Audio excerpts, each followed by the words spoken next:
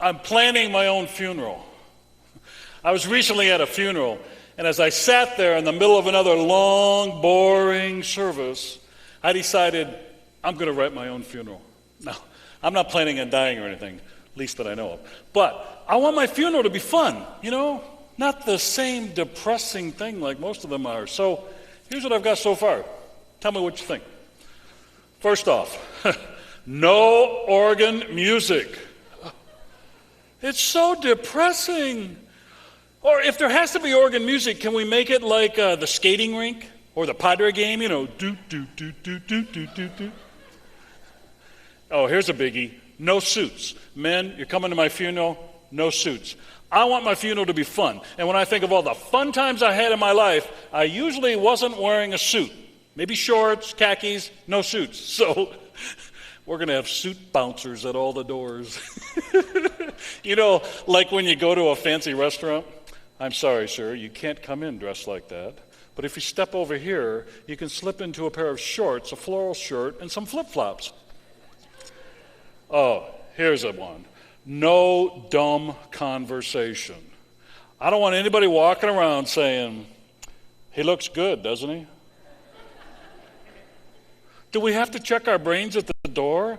I mean, he doesn't look good. He's had a really bad day.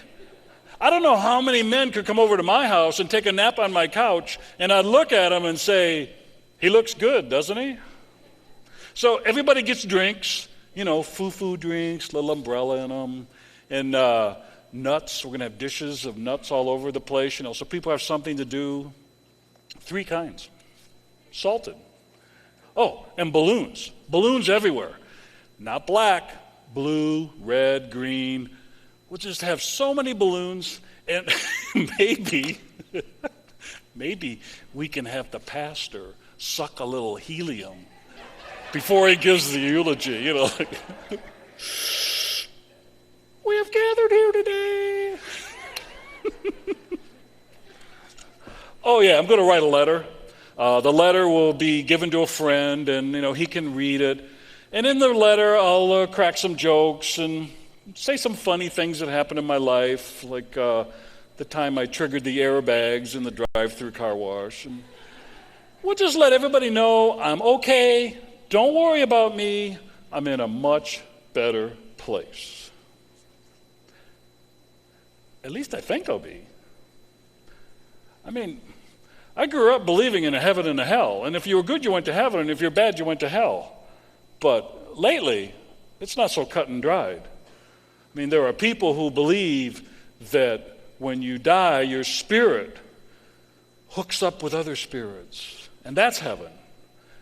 And then there's some people who think when you die, it's over, done. And if you watch the X-Files on TV, whoa, there's all kinds of possibilities there, like spirits roaming the highway, to alien abductions, to reincarnation. I'll tell you, if I'm going to come back as an animal, I want it to be a really cool animal, like an eagle or a wolf, but nothing like a two-toed sloth, But it has me thinking, how do you really know what happens after you take your last breath? And when I was a kid, I never used to think about that. I mean, who thinks about dying when you're young? But now that I'm getting older and feeling older and going to a lot of funerals, I realize this body has an expiration date on it. I've got joints that are beginning to creak and hair that's starting to recede. And all right, it started a long time ago. My eyes are getting weak. I've been having a little pain, but that's stress from work. But still, it's got me thinking, what happens 10 minutes after you take your last breath? Will there be somebody there to meet me? Show me around? I don't do the alone thing well.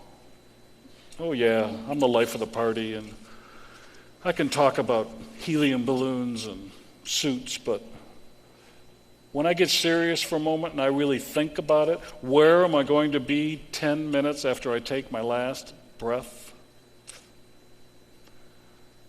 I'm scared. I'm scared as hell.